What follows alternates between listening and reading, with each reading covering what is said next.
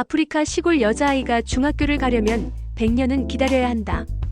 가나 북부 지역에 전해 내려오는 이 말은 단순한 속담이 아니었습니다. 실제로 이 지역 여성들의 교육 기회는 극도로 제한되어 있었고 대부분의 여성들은 평생을 농사와 육아에만 매달려 살아야 했습니다. 하지만 2018년 이 절망적인 현실을 바꾸려는 한 여성이 있었습니다. 가나 대학교 농학과를 졸업한 토비아. 그녀는 가나에서는 보기 드문 여성 농업 전문가였습니다. 엘리트 교육을 받았지만 그녀의 마음은 고향 시골 여성들의 참담한 현실에 머물러 있었습니다. 저는 토비아입니다. 가나 북부 타말레 지역에서 태어나 어렵게 공부해서 가나 대학교 농학과를 졸업했어요. 가나에서 여성이 대학을 졸업한다는 것은 정말 드문 일이었죠. 졸업 후 고향으로 돌아왔을 때 제가 본 현실은 참담했습니다. 제 어릴 적 친구 아마는 14살에 결혼해서 벌써 3번째 아이를 낳고 있었어요. 말라비틀어진 아이들을 품에 안고 있는 그녀의 모습을 보니 가슴이 찢어지는 것 같았습니다. 토비아, 너는 정말 운이 좋았구나. 우리는 평생 이렇게 살아야 해.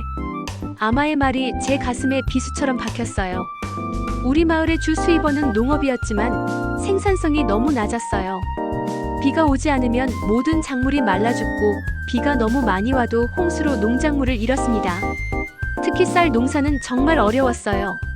수확량이 너무 적어서 가족을 먹여 살리기도 힘들었거든요. 여성들의 지위는 더욱 처참했습니다. 농사일은 주로 남성들이 결정하고 여성들은 그저 노동력일 뿐이었어요. 저는 마음을 굳혔습니다. 제가 받은 교육을 통해 우리 마을 여성들의 삶을 바꿔보겠다고요. 대학에서 배운 지식을 총동원해서 우리 지역의 농업 문제를 분석해봤어요. 가장 큰 문제는 낙후된 농업 기술과 적절하지 않은 작물 품종이었습니다. 저는 세계 여러 나라의 농업기관에 편지를 보내기 시작했어요. 첫 번째 편지는 미국 농무부에 보냈어요. 친애하는 미국 농무부 관계자님들께, 저는 가나 북부 지역의 농업 전문가 토비아입니다. 우리 지역의 여성들과 아이들이 기아로 고통받고 있습니다. 14살 소녀들이 결혼을 해야 하고 아이들이 영양실조로 학교도 다니지 못합니다. 여러분의 선진 농업 기술로 우리를 도와주세요. 제발 답장을 주세요. 한 달을 기다렸지만 답장은 오지 않았어요. 두 번째로는 유럽연합 농업총국에 편지를 보냈습니다. 존경하는 유럽연합 농업 전문가님들께, 가나의 농업 생산성 향상을 위해 여러분의 도움이 절실히 필요합니다. 우리 마을 아이들이 하루 한 끼도 제대로 먹지 못하고 있어요. 특히 여성 농민들이 기술을 배울 기회가 전혀 없습니다. 어떤 도움이든 좋으니 제발 저희를 도와주세요. 역시 답장은 없었어요. 일본, 호주, 캐나다 총 15개국에 이런 간절한 편지를 보냈지만 아무도 답장을 주지 않았습니다.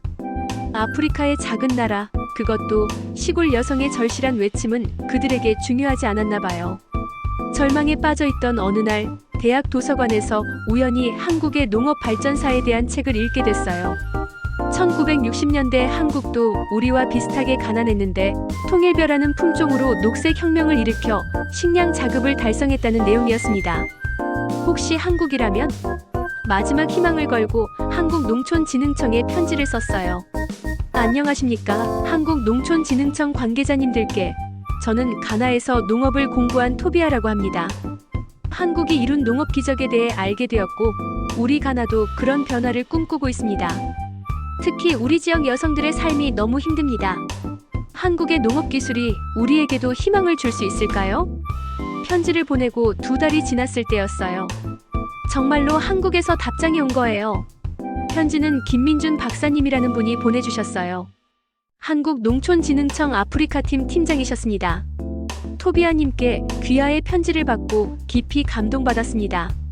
한국도 1960년대에는 가나와 비슷한 어려움을 겪었습니다. 그때 우리를 도와준 국제사회의 따뜻한 손길을 잊지 못합니다. 이제는 우리가 도울 차례라고 생각합니다. 편지를 읽는 순간 눈물이 쏟아졌어요.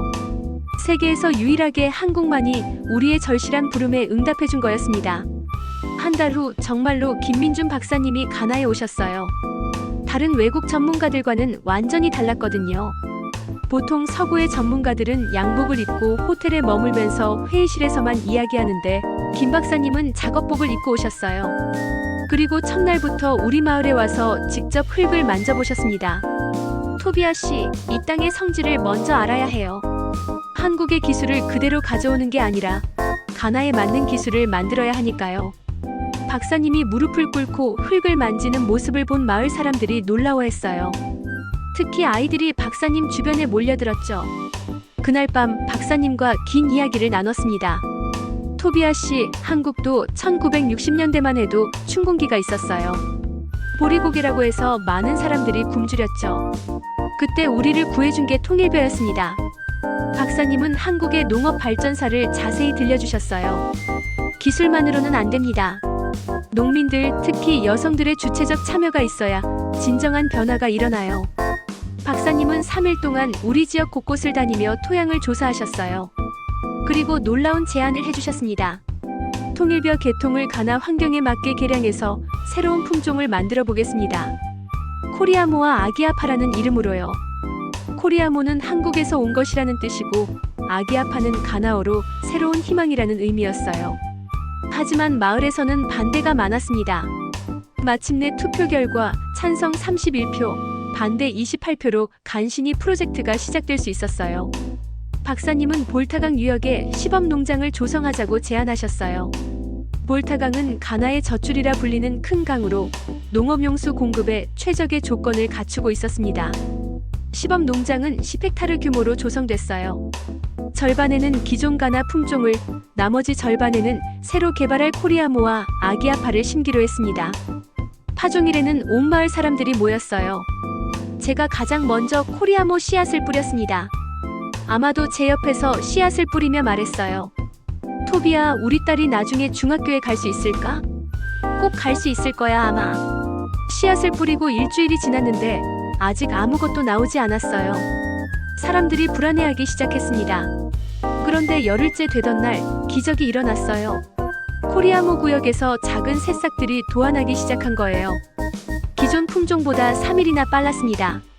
아마의 딸 코피가 가장 먼저 발견하고 소리쳤어요. 엄마, 새싹이 나왔어요. 그 마을 사람들이 모두 달려와서 작은 새싹들을 구경했습니다. 하지만 진짜 시련은 그 후에 시작됐습니다. 4월 중순, 갑자기 건조한 바람이 몰아쳤어요. 일주일 동안 계속된 고온 건조한 날씨는 정말 무서웠습니다. 기존 품종들은 잎이 말라 비틀어지기 시작했어요. 그런데 코리아모와 아기아파는 달랐어요. 잎이 약간 시들긴 했지만 여전히 푸른색을 유지하고 있었습니다. 5월에는 벌레떼가 몰려왔지만 코리아모와 아기아파는 거의 피해가 없었어요. 이제 아무도 의심하지 않았습니다. 7월 말 코리아모와 아기아파의 이삭이 패기 시작했습니다. 마을 역사상 이렇게 풍성한 이삭을 본 적이 없었어요. 9월에 들어서자 수확량을 대략 계산해 볼 수 있었습니다. 가나 농업부 담당자가 와서 측정해 본 결과 정말 놀라운 결과가 나왔어요. 기존 품종이 헥타르당 2톤 나오던 땅에서 코리아모는 4.5톤, 아기아파는 4.2톤이 나올 것으로 예상됐습니다. 무려 2배 이상의 수확량이었어요. 드디어 수확의 날이 왔습니다. 10월 15일, 온 마을 사람들이 새벽부터 농장에 모였어요. 첫 번째 낫지를 제가 했습니다. 벼를 베는 순간 정말 깜짝 놀랐어요. 이삭이 너무 무거워서 낫이 무거운 느낌이 들었거든요. 하루 종일 수확을 했어요. 온 마을이 축제 분위기였습니다. 다음 날 정확한 무게를 측정했습니다. 코리아모 헥타르당 4.7톤, 아기아파 헥타르당 4.3톤, 기존 품종 헥타르당 2.1톤. 예상보다도 더 많이 나온 거였어요. 가장 감동적인 순간은 첫 쌀밥을 지어 먹을 때였어요. 마을 사람들이 모두 모여서 코리아모로 만든 첫밥을 나눠 먹었습니다. 하얀 쌀밥이 가마솥에서 나오는 순간 온 마을이 조용해졌어요. 코피가 첫 숟가락을 떴어요. 조심스럽게 입에 넣고 싶더니 갑자기 울기 시작했습니다. 너무 맛있어요. 정말 달콤해요. 그 말을 들은 어른들도 모두 울었어요. 일주일 후 더 놀라운 소식이 들려왔어요. 마을 학교가 다시 문을 연다는 거였어요. 아이들이 건강해지니까 학교에 나올 수 있게 된 거죠. 개학 첫날 출석률이 95%였어요. 예전에는 50%도 안 됐는데 말이에요. 코피도 활기차게 학교에 갔습니다. 코피가 어느 날 저에게 물어봤어요. 토비아 선생님, 저도 언니처럼 대학교에 갈 수 있을까요? 물론이야, 코피. 이제는 가나의 모든 여자아이들이 꿈을 가질 수 있어. 아프리카 시골 여자아이가 중학교를 가려면 100년은 기다려야 한다던 옛말은 이제 역사가 된 거였어요. 소식은 더 멀리 퍼져나갔습니다. 가나 농업부에서 공식적으로 코리아모와 아기아파를 신품종으로 등록했어요. UN 식량농업기구 담당자가 우리 마을을 방문했어요.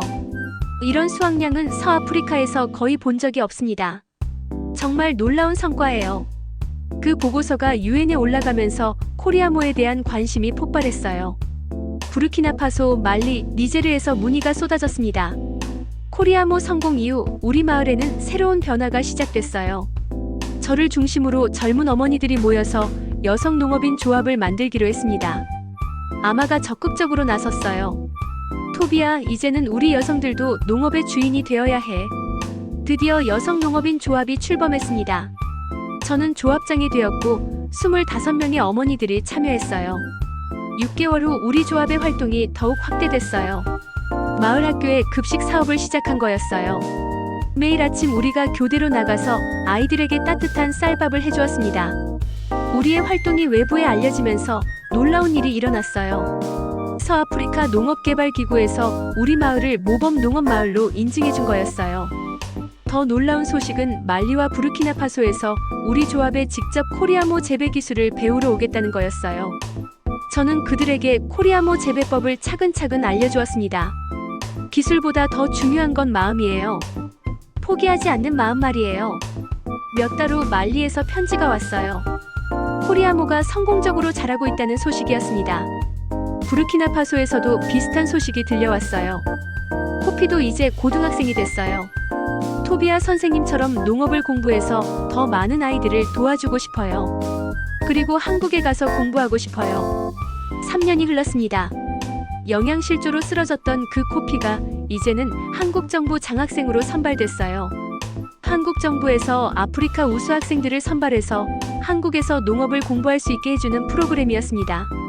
코피가 선발됐다는 소식을 들었을 때 온 마을이 축제 분위기였어요. 그즈음 저에게 특별한 기회가 왔어요. 유엔 총회에서 발표를 해달라는 요청이었습니다. 뉴욕 유엔 본부에 섰을 때의 떨림을 지금도 잊을 수 없어요. 우리는 한국으로부터 단순히 쌀 품종을 받은 게 아닙니다. 희망을 받았습니다. 포기하지 않는 마음을 배웠습니다. 제가 이렇게 말했을 때 회장이 조용해졌어요. 세계에서 유일하게 한국만이 작은 아프리카 마을의 절실한 부름에 응답해 주었습니다. 그 결과 가나뿐만 아니라 서아프리카 전체에 녹색 혁명이 일어나고 있습니다. 그 발표 이후 코리아모에 대한 관심이 폭발했어요. 케냐, 세네갈, 가나 등 15개국에서 동시에 코리아모 도입을 요청해 왔습니다. 한국 정부도 아프리카 농업 협력의 새로운 모델로 K-라이스 프로젝트를 대폭 확대하기로 결정했어요. 김민준 박사님도 다시 우리 마을을 방문해 주셨어요. 3년 만에 본 박사님은 우리 마을의 변화에 깜짝 놀라셨습니다. 메마른 땅이었던 곳이 이제는 푸른 논으로 가득했거든요. 토비아 씨가 만들어낸 기적이네요. 박사님이 그렇게 말씀하시자 저는 고개를 저었어요.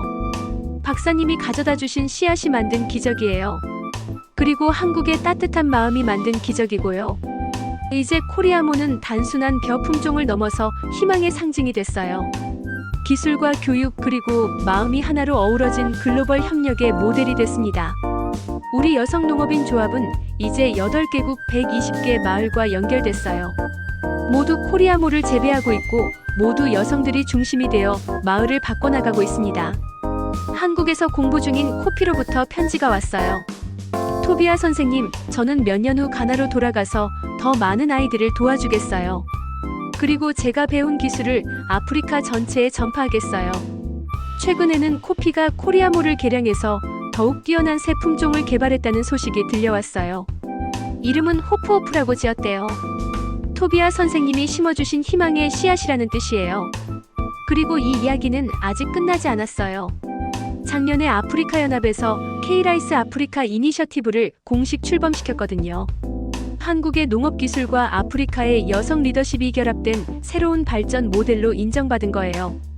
아프리카 시골 여자아이가 중학교를 가려면 100년은 기다려야 한다던 옛말은 이제 완전히 역사가 됐어요. 이제는 이렇게 말할 수 있어요. 아프리카의 모든 아이들이 꿈을 가질 수 있다. 그리고 그 꿈을 이룰 수 있다. 한 통의 편지로 시작된 기적, 작은 씨앗이 만들어낸 희망, 그리고 마음과 마음이 이어져 만들어진 변화.